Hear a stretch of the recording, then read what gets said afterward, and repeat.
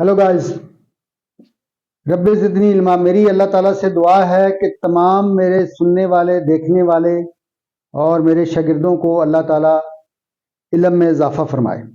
तो आज का सबक नंबर 10 है और ये हम टेंसेस सीख रहे हैं, ग्रामर को लेके चल रहे हैं। तो आपको पिछले सबक में मैंने बताया था कि प्रेजेंट इंडेफिनिट टेंस क्या होता है, उसकी निशानी क्या है, उसको बनाते कैसे हैं। आज हम उससे आगे जा रहे हैं। तो हम बता रहे हैं कि हाउ टू मेक नेगेटिव और इंटेरोगेटिव। आपको पहले तारीफ बताई थी। ये टेंस है the words those action happening right now. वो अल्फाज जो अभी एक्शन में है और अभी काम हो रहा है। ठीक है, इसकी निशानी आपको बताई थी, थोड़ा सा रिवाइज कर लूं। इसमें आखिर में आता है रहा है, रहे हैं, रही है। उर्दू में निशानी है। ये मैं इसलिए बता रहा हूं कि आपको आसान करके बताऊं कि आप उर्दू कैसे होगा और इंग्लिश कैसे होगा। उर्दू का लफ्ज देखेंगे आप, उसका फार्मूला देखेंगे और उसको इंग्लिश में ट्रांसफर करेंगे।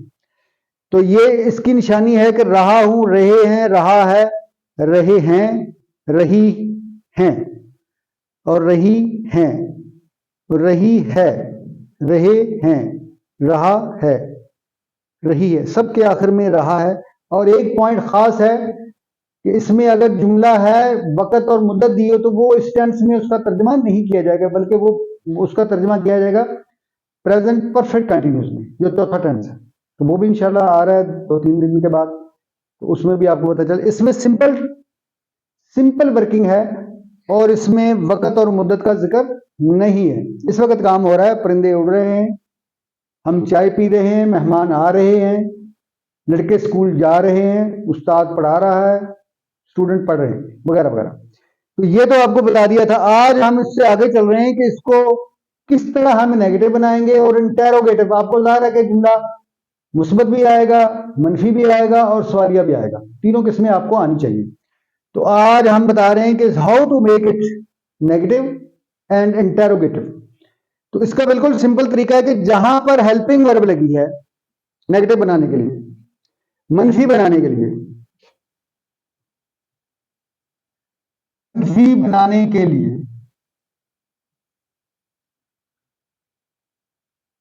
आपको पता है कि सादा जुमला मैंने बताया था कि वो जा रही है। ठीक है, अभी इसका बन जाएगा कि वो नहीं जा रही है। इसको इंग्लिश में बनाने का तरीका है कि शी इज नॉट गोइंग। मैं नहीं जा रहा हूं, आई एम नॉट गोइंग। हम नहीं दौड़ रहे हैं, वी आर नॉट रनिंग। तुम नहीं खेल रहे हो, यू आर नॉट प्लेइंग। तुम नहीं बैठ रहे हो, यू आर नॉट सिटिंग। वो पढ़ नहीं रहा है, he is not reading. She is not playing, it is not moving, they are not eating. ये तो आपको पता चलेगा कि नेगेटिव बनाने के लिए सिर्फ हमने जस्ट नॉट लगाना है और कुछ इसमें हमने छेड़छाड़ नहीं करनी। अगला है, इसको हम इंटेरोगेटिव बनाएंगे। जिस तरह हम वो नहीं जा रही है, तो इसका इंटेरोगेटिव बनाएंगे कि क्या वो जा रही है, सवालिया जुमला बनाएंगे और उसका जवाब होगा यस या नो। अगर मैं पूछा हूं कि क्या वो जा रही है, तो इज शी गोइंग, इसका जवाब सिर्फ है इनके यस शी इज गोइंग। अगर कोई क्वेश्चन आपसे करता है तो उसका ये तरीका है। तो इसको सवालिया बनाने का तरीका यह है कि जो हेल्पिंग वर्ब लगा है, वो आपको पहले बताया कि इस जार में इसमें हेल्पिंग वर्ब इस्तेमाल होता है, इसके अलावा और कोई हेल्पिंग वर्ब नहीं लगता। हेल्पिंग वर्ब वो होता है जो वर्ब के साथ उसकी वजाहत के लिए इस्तेमाल करते हैं। बहुत से ऐसे टेंस हैं जिनमें हेल्पिंग वर्ब नहीं लगता, जैसे प्रेजेंट इंडेफिनिट टेंस है, पास्ट इंडेफिनिट टेंस है। लेकिन जिनमें लगता है हेल्पिंग वर्ब वो है प्रेजेंट कंटीन्यूअस टेंस। इसका ये तरीका है कि क्या मैं जा रहा हूं, एम आई गोइंग। क्या हम दौड़ रहे हैं, आर वी रनिंग। क्या तुम खेल रहे हो, आर यू प्लेइंग। क्या तुम बैठ रहे हो, आर यू सिटिंग। क्या वो पढ़ रहा है? Is he reading? क्या वो खेल रही है? Is she playing? क्या वो हरकत कर रही है? Is it moving? क्या हम खा रहे हैं? Are they eating? ये जस्ट मैं पहले आपको सिंपल सिंपल सेंटेंस बना रहा हूं, इसलिए कि जब आपको समझ आ जाएगी, प्रैक्टिस आएगी, तो नेक्स्ट लेवल पर हम इसको हम मुश्किल 3-6 इसके स्टैंडर्ड्स हैं। A1 A2 B1 B2 C1 C2।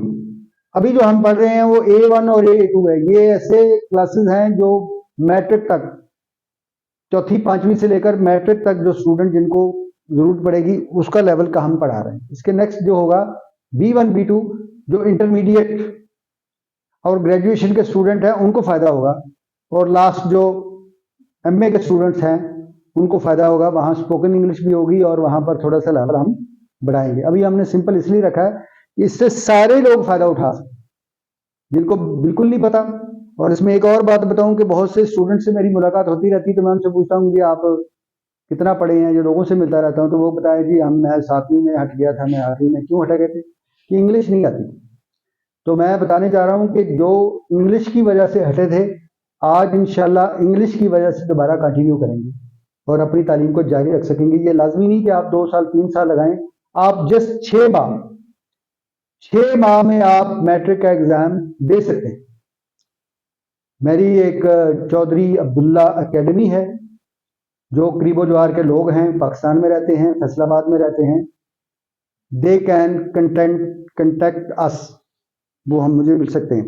तो ये एक मैंने लिखे हैं जुमले, इसको आप देखें कि ये सवालिया जुमले मैंने बनाए हैं।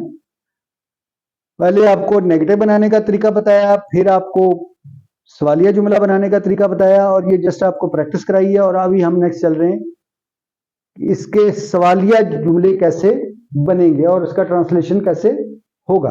ट्रांसलेशन करने के लिए बिल्कुल सिंपल है, जो हेल्पिंग वर्ब लगी है इज आर एम, उसको हम जस्ट बाहर लगाएंगे, शुरू में लगा देंगे, तो और आखिर में साइन ऑफ इंटरोगेशन ये डालना लाजमी है सवालिया जुमले के आखिर में, वरना आपको नंबर नहीं मिलेगा। तो ये मैं जुमला पढ़ता हूं, आप भी ट्राई कीजिएगा। क्या मैं किताब पढ़ रहा हूं? ये इंटरोगेटिव सेंटेंस है। Am I reading a book? क्या लड़के बाग में खेल रहे हैं? Are the boys playing in the garden?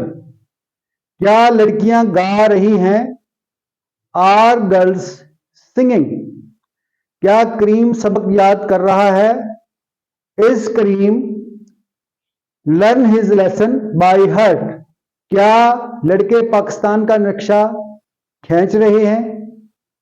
Are the boys drawing the map of Pakistan? क्या औरतें कुएं से पानी निकाल रही हैं? Are the women drawing the water from the well? क्या गायें घास खा रही हैं? Are the cows chirping grass? क्या परिंदे गा रहे हैं? Are the birds singing? क्या बारिश हो रही है? Is it raining? क्या वो दौड़ रहे हैं? Are they running? क्या सूरज चमक रहा है? Is the sun shining? क्या हवा चल रही है? Is air blowing? क्या शान सो रहा है? इज शान स्लीपिंग? क्या वो कार चला रहा है? Is he driving A car? अच्छा जी गाइस, ये आप तरतीब इसकी ये है कि सबसे पहले इसमें सब्जेक्ट आता है, उसके बाद हेल्पिंग वर्ब आता है, और आखिर में वर्ब आता है। तो यहां पर आपने देखा है कि वर्ब भी लगना है। ही इज गोइंग, ही जो है सब्जेक्ट है, इज जो हेल्पिंग वर्ब है, और गो जो है वो वर्ब है, और उसके साथ लगेगा आईएनजी। ये फार्मूला है इसका।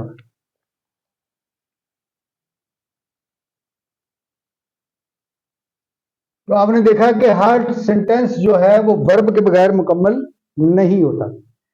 अगर आप तरीका आपको आ गया और वर्ब ना आए तो जुमला तो नहीं बन सकेगा। तो इसलिए मैं चाहता हूं कि थोड़ी थोड़ी वोकैबुलरी जी आपके वोकैबुलरी में इजाफा किया जाए। तो एक दिन पहले भी हमने एक सबक में वर्ब्स बताए थे, तो आज मैं इसमें इजाफा कर रहा हूं। तो वर्ब्स जो हर जुमले में इस्तेमाल होता है, इसकी 3 हालतें होती हैं, पहली हालत, दूसरी हालत और तीसरी हालत। तो मैं कुछ चाहूंगा कि वर्ब भी आपको सिखाए जाएं, तो ये जरा गौर कर लेंगे और नोट भी करना है इसको और याद भी करना है। बिगिन, बिगैन, बिगन, इसका मतलब है शुरू करना। इसमें जो पहली हालत है ये यहां इस टेंस में इस्तेमाल हो रही है। बेंड, बेंड होता है झुकना, बेंट, बेंट। पहली ऊपर मैंने लिखा है वर्ब है, पहली हालत, दूसरी हालत और तीसरी हालत। बिड, हुक्म देना, बैड, बिडन। बाइंड, बांधना, बाउंड, बाउंड। पहली हालत है बाइंड, दूसरी फॉर्म है बाउंड और तीसरी फॉर्म है बाउंड।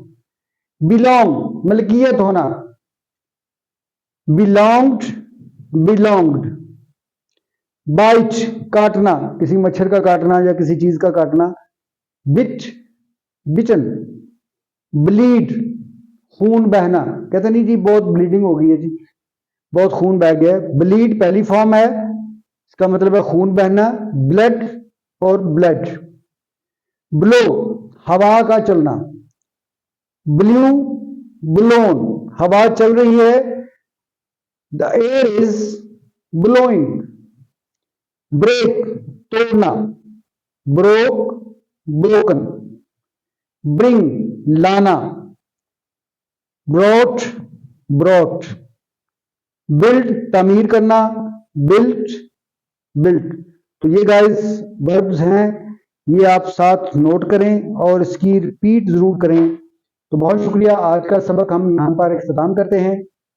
अल्लाह आपका हामी नासर हो, अल्लाह आपके इल्म में इजाफा फरमाए। Thank you very much.